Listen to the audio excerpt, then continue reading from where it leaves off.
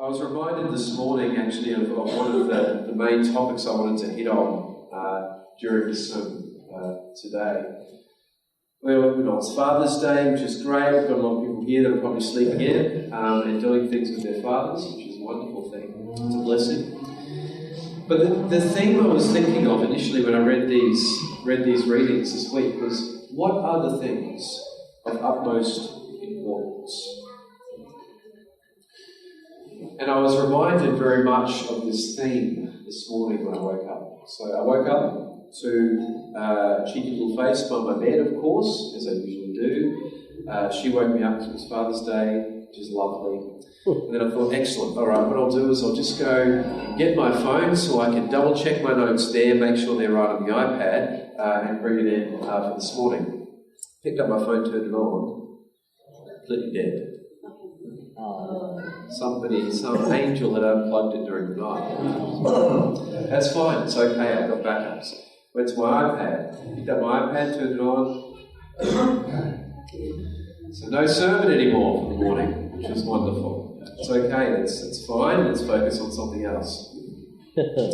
Coming to the office this morning, we know we were cutting the time for the pew sheets a bit fine, and I was locked out of our email account on Thursday, which they rectified, so that's not a problem.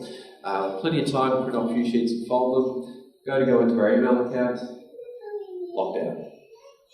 Can't get to the pew sheets, not there. Check the personal email account because it's for us to send them just in case, not there either. So that's my explanation as to why you don't have pew sheets this morning. Please don't be too upset. I hope that's not the one thing you take away from worship. But it kind of reminded me, what are the things of utmost importance? All of these little things. My phone not turning on, iPad not turning on, coming in this morning, not having pew sheets, and hoping that I wouldn't get any fire and brimstone sent my way because of that. All of these things started building up kind of anxieties within someone, right? I'm sure you've been through similar scenarios, have you? Maybe not exactly the same thing, but similar things just kind of happen one after the other.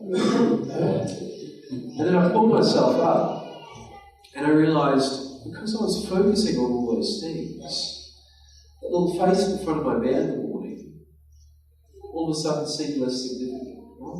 I missed that. All of the other things that were happening in the house before I left kind of just happened around me because I was worried about everything else. I think at times, as Christians, we do similar things. That may not be iPads, phones, or emails in the issue. I think sometimes we actually focus on things that are not of utmost importance. Our readings today are a challenge for us. It's another example of when Jesus is actually quite inconvenient the way we live our lives. You don't have to put your hands up. Here's a question. How many of us have had a celebration meal and invited people we don't know, people who are poor from our community, people who are lonely from our community, people that need help from our community? If I was asking people to put their hands up, my hand would go up and say, I've never done that. That's something I've never done. But we can say, well, it's in the Gospels, it's in the Scriptures, and, well, it is Jesus who's saying it, but surely there's another way to think about it, so we don't actually have to do that. Right? We try maybe do some theological or mental gymnastics to try and make it a little bit more convenient for us. But if we look into the Scripture and the way Jesus lived, the way he acted, what he did in his life,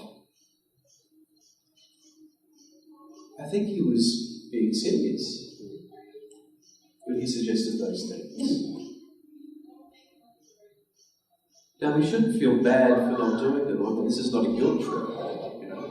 These are not easy things to hear. They're not easy things to listen to. But this is why our relationship with God, our spirituality, and the religion that we follow is a lifelong journey. Yes, it's a gift of grace which has been poured out onto each and every one of us. It's a blessing. It's a gift. It's something we should be incredibly joyous to inherit. But it's also a discipline.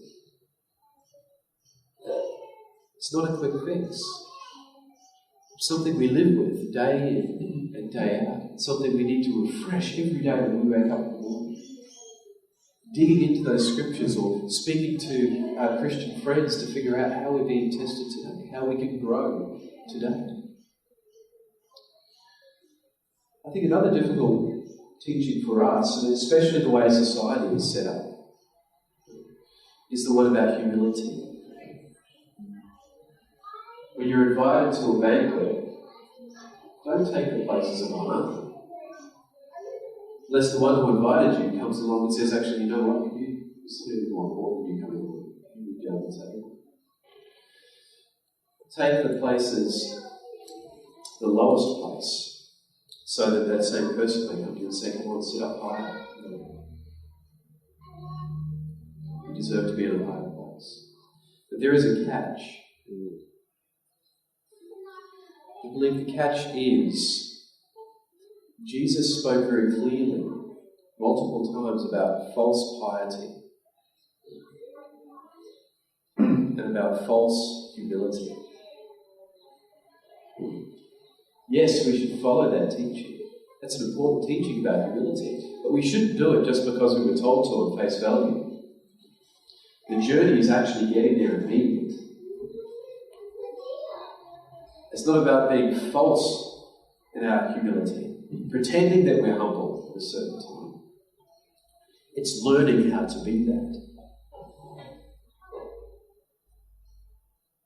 And one of the steps on the way of learning how to be that, or learning how to do that, or taking that up within ourselves as Christian people, is listening to the idea of befriending the stranger, befriending those that are not befriended, those who are not seen as maybe part of our community, or those who are seen to be down the bottom end of the table a little bit more. Because we know the one that invited them to the table is probably going to go and ask them to come on.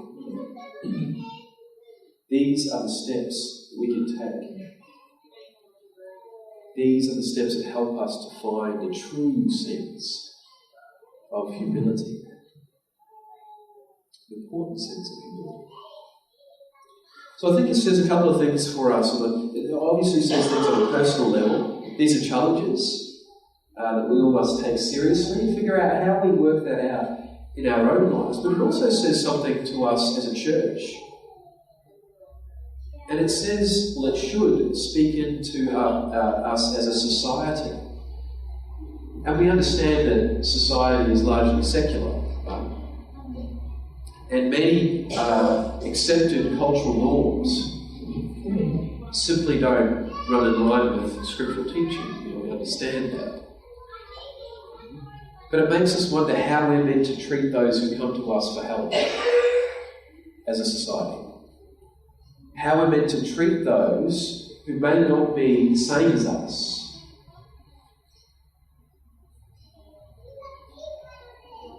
Those who challenge us simply by them being part of our society and our culture. But as a church, I think it's challenging us here at Freshwater as well. So, taking these things seriously, reading these scriptures seriously, we've been talking for a little while now at different parish council meetings, and you've probably heard about it, spoken about it different times too, about potentially setting up a parish pantry. Hopefully you may have heard about that a few times. Luckily, that's now becoming a reality. So what we've done is we've cleared out one of the offices in the office building, put up a couple of shelves in there. There's already a shelving unit as well. We've been talking in collaboration with the Neighbourhood Centre, trying to find out where we can best do the most good. So it's not about setting something up which is in competition with anything else. Right? It's about genuinely trying to find how we can help other people. And it turns out that most aid organisations, when it comes to food, stop around Friday.